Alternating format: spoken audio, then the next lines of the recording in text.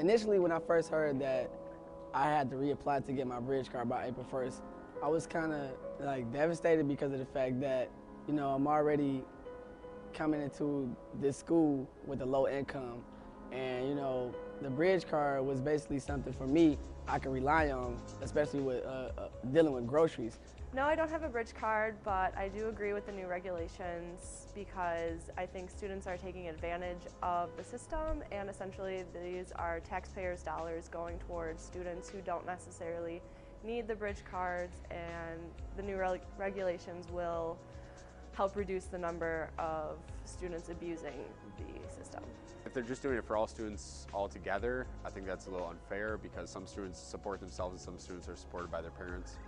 So me personally, I support myself. My parents don't really help me out with school or anything at all. So it hurts me, but I understand why they want to do it, just because abuse of the system. But I feel like they should look into it a little bit more. Since I don't have a child, I'm not going to have a bridge card anymore, but since I just got my bridge card like 2 weeks ago, it's really not going to affect me that much because I'm used to buying groceries because I live off campus. It's kind of cheating people who really deserve it, like single parents who are trying to feed their kids. Like, I have a roommate who can easily buy groceries without a bridge card, but she uses one anyway, and I don't feel she needs it. I disagree with it. I think they should at least, allow us to keep them until it's proven that we're not using them properly. So, because I know personally, I'm really going to be hurting without it, and I think they're not using it just based on student regulations anymore. So that's pretty much all I'd really qualify for it, because I don't have, kids. The bridge card is really great because since I can't get a job, I'm so busy with school and stuff, it helps me it gives me money to just go get groceries whenever, and I don't have to worry about always calling my parents for money or getting a job to get money for groceries, so it's really helpful. After they take my bridge card away, the healthiness of my food, the food quality will decrease significantly. Once the bridge card's gone, it's going to be a lot more probably unhealthy eating, a lot of $5 hot and readies, and probably more fast food. I guess it's kind of a sucky situation if you do need it, but if you really do need it and you will qualify for it, you can reapply and have it. I think that I'm probably gonna have to work like another job or something like that, get more hours, probably ask my family members for money that don't even have money as it is. Students are studying. They don't always have time for a full-time job or part-time job, and they need help. They need help to eat. I mean, if you can't afford a meal plan through campus, what are you gonna do? The purpose of this podcast is to analyze the rhetorical strategies and mechanisms used in today's electric benefits transfer or bridge card debate. First, let's talk about what these bridge cards are. Essentially, they are a social safety net for people in financial need. Bridge cards are used to buy food and food items for human use. Each qualified bridge card recipient receives $200 in credit for groceries each. However, certain restrictions apply. For instance, you cannot use a bridge card to purchase soap, pet food, tobacco, paper products, alcoholic beverages, hot foods ready to eat, lunch counter items or foods to be eaten in the store, as well as vitamins and medications. The debate today involves a policy change in the distribution of bridge cards. According to the Michigan Daily, the Michigan Department of Human Services have cracked down on abuse of the Michigan Bridge Card Program, which provides federally financed debit cards that can be used for food expenses by establishing stricter qualification guidelines that took effect on April 1st of 2011. Though state officials intend for the program to serve only those who are in need, others find the new regulations unwarranted. One of the most controversial changes in bridge card policy is the requirement of a minimum of 20 work hours per week. Almost every argument can be classified into two respective theories. Our featured argument over recent bridge card policy change illustrates both. One is the reactionary theory.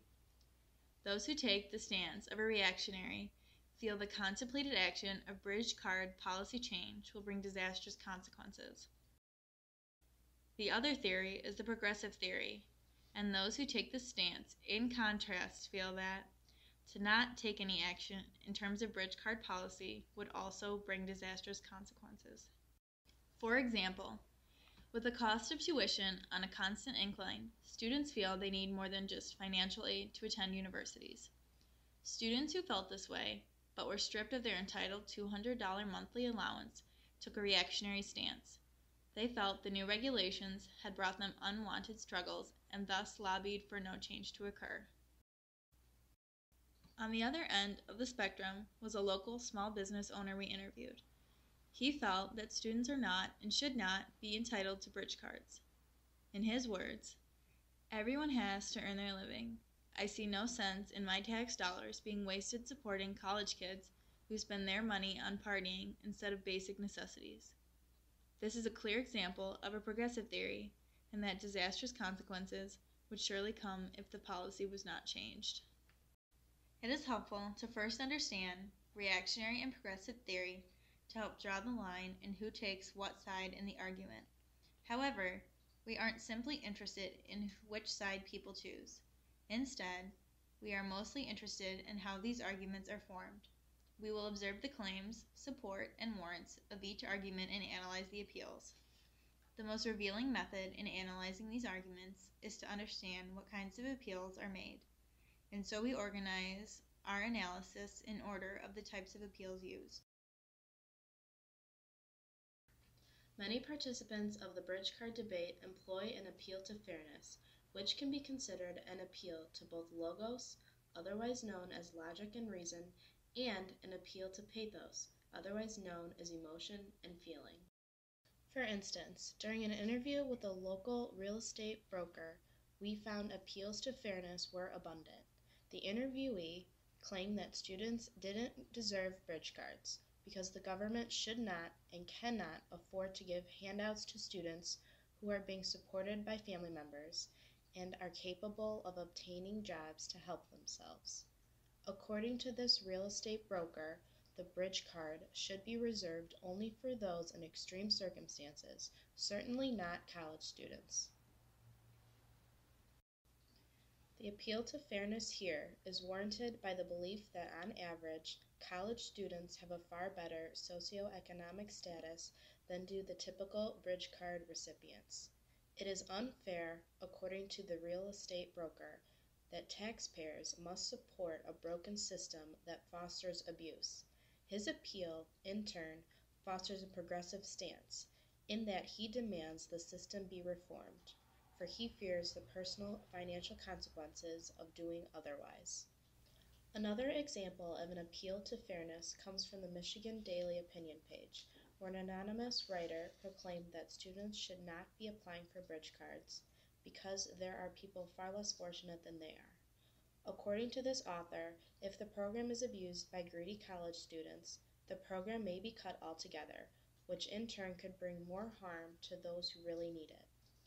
The warrant to this claim is that the application process for bridge cards is far too exploitable. Applying online allows for easy fabrication of personal economic circumstance. However, even though he is aware that abuse is taking place, he rejects progressive theory. He thinks executing the contemplated action of regulating bridge card distribution may lead to a cut in the program as a whole, which to him is unacceptable. So he argues instead as a reactionary and lobbies to uphold the status quo, despite its flaws. Students who took a reactionary stance not only employed appeals to fairness, but also appeals to time. Appeals to time in the bridge card debate mostly refer to current events and their relation to financial struggle. In this sense, they too are both appeals to logos or logic, and ethos or emotion.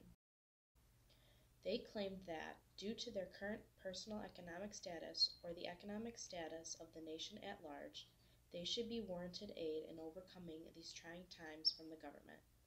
Supporting his claim, one student reported that, "Not only is it unfair that the university raises the price per credit hour each semester, but my parents lost their jobs due to the current state of the economy and can no longer afford to aid me through college.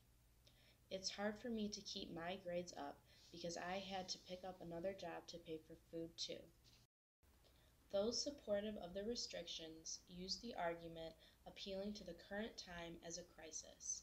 When a point of crisis is determined, decisive action is required.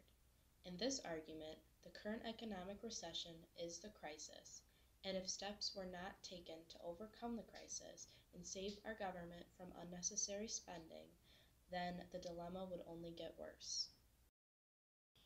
On the topic of appeals, it is important to note that in many circumstances, appeals often overlap. For instance, both sides appeal to time, but in appealing to time, they also appeal to place.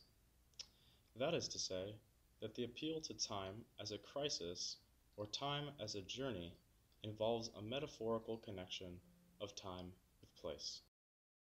The past becomes a place we have been, the present, the spot where we stand now, the future, the land to which we are going. A clear example in our future argument lies in both progressive and reactionary appeals to time. Those who argue against the recent bridge card regulations claim that due to the economic times, they are in a bad place financially, metaphorically inferring that the present time is in fact a place. While those who argue in favor of bridge card regulation claim the opposite, while adhering to the same appeals. They argue the future will be a worse place economically if the abuse isn't somehow halted. Appeals to fairness, in our examples, can be seen as a culmination of appeals to body and place. Those who argue against regulation say it's unfair because the times are tough, which metaphorically represents an appeal to fairness through time. Through these appeals, they plead for increased aid and a return to former regulations. On the other hand, those who argue for regulation appeal to the impoverished body. They cite examples of those who are less fortunate in terms of age, disability, and circumstance. This appeal to body often coexists with appeal to place, as it did in one review with a student who mentioned that inner city kids have it worse off than the majority of us college students. They face malnutrition, a lack of education, and health services to boot.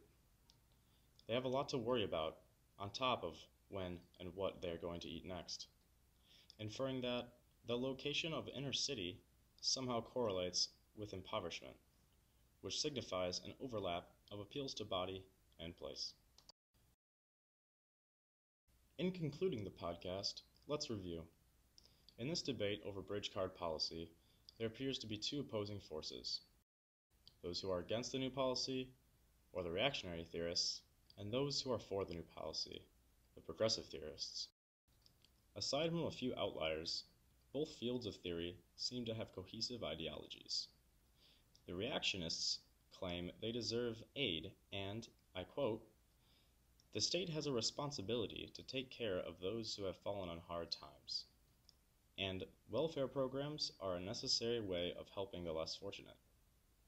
While progressivists generally believe that, I quote, "The welfare system is broken," and that is clear in the case of bridge cards.